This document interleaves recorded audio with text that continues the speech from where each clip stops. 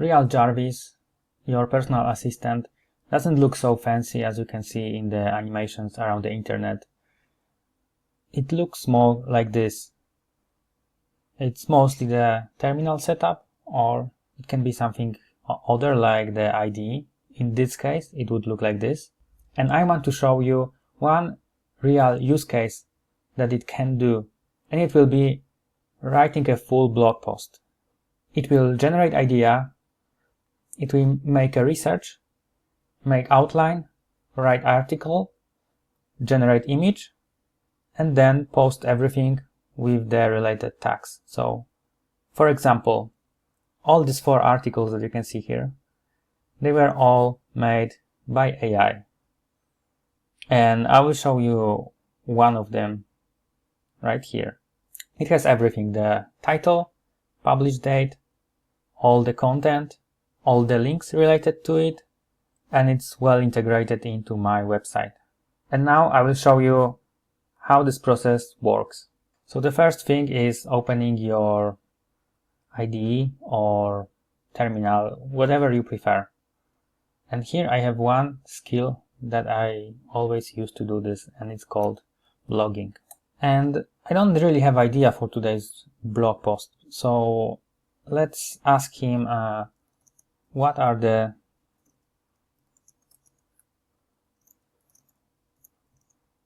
AI viral ideas from the last 2 weeks. Right now it loaded the skill that I created for him before, and it's working, making its research. Right here I'm using the model Quen. I didn't use it before, so I'm not sure if the result will be satisfying, but let's try. If it won't work, I will switch to GPT 5.5. So it already gave me a few ideas. And from this list, I will choose the Microsoft Build 2026. And the topic that I'm especially interested in is execution containers for OpenCode. So let's continue with our skill.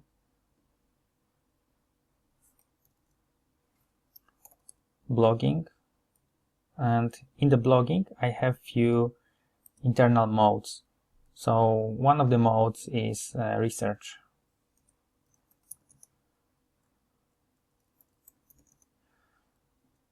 And I will paste the topic, but I'm not interested about all of it, just smaller part. So it makes its own to-do list. It's going through it, executing tasks one by one, fetching the web. So in the meantime, I will tell you about a few other things, like the left side menu. Here you can see all the projects that I have related to it, and each project has its own list of the chats.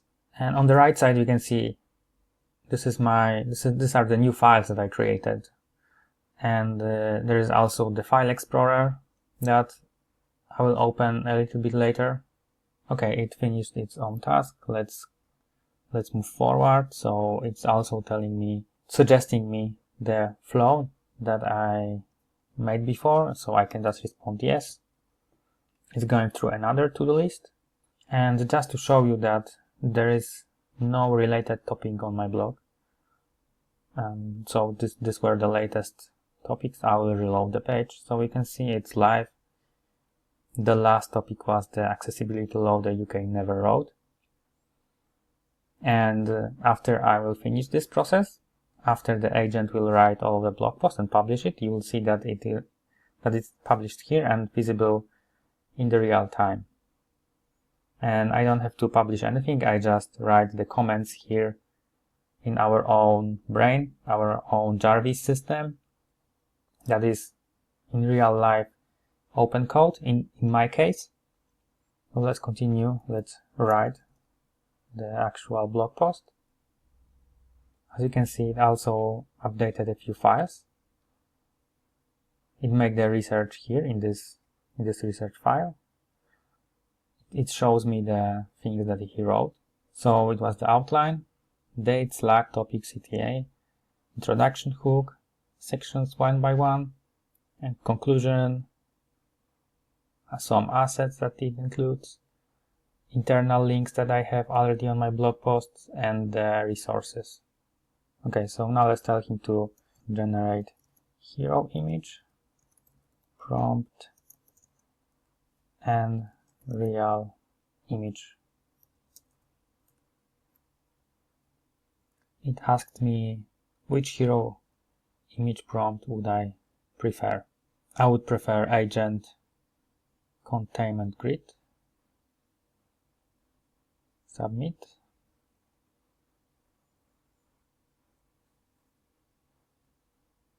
Now it builds the prompt and it's calling the fal.ai API with the JSON payload. It has the API key that I use on this platform. And in fal.ai there is a setup that it's using nano-banana underneath it. So it's sending the prompt. This API returns the generated image. It saves it to my drive. And then we make the API call to the Contentful, which is my CMS system. And Contentful updates the blog. Then there is a GitHub hook that is triggered when new post is published. And after that, we can see the new blog post live. Let's see the image that it was generated. So the image is here, hero image Microsoft. It looks okay. It's acceptable. So right now we can post it. Publish our post. So let's preview our post before actually hitting yes, create a draft and publish it. It looks like the content is okay. If we would like to add some changes, we can just click the plus icon and type in what we want to add or what we want to tackle on a different angle. For the sake of this video, I will just publish it as it is with the image. Then I will review it and probably it will be removed after. Let's say everything is okay and publish article live. Submit. Okay, so it's telling me that the post is already live. We have our entry ID from Contentful, we have our asset ID, and asset ID is the image that we generated. This is our ID to the space where it was published, ID to the image that was published, status, and we can move this blog post to realized right now. So which is the last step when I usually move the articles after publishing, so I'm tracking all of the ideas that I have stored locally in my files. It was the first time when I was using Qwen 3.7 Max, and I think it did it quite well. If you want the details of this skill, you can find it inside my community. And right now let's move this to realized and let's look at our blog. So right now, if I reload it, I will hold shift and just click reload. I should see the new post, and yeah, it's here. And if we open it, the hero image is okay, the title is okay. The angle that it did is not actually something that I would like to do. It probably takes some inspiration from my different article,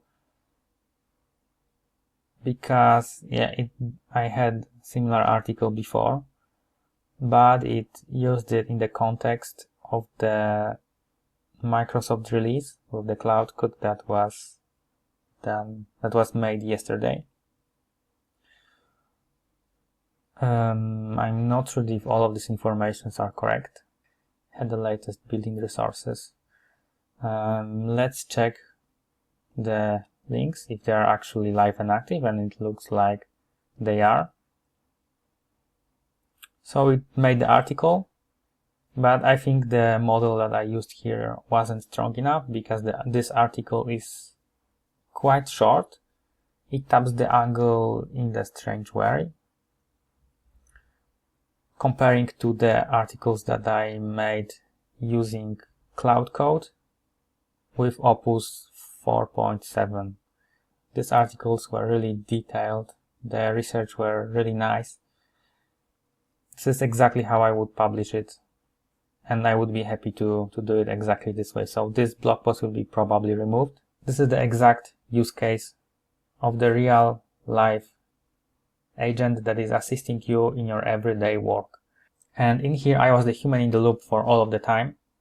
You can automate this skill as much as you want. You can make communication channels where you want. I could automate it to do it with one command, but I want to have a full control over it. I want to see what was the result of the article, and I want to see what was the generated image. So this is the way how I wanted to do this. If you want the same setup, check it in the community. It's available there. I hope it was helpful. You can deploy your own agents. I totally recommend it. It makes your life much easier and saves you a lot of time.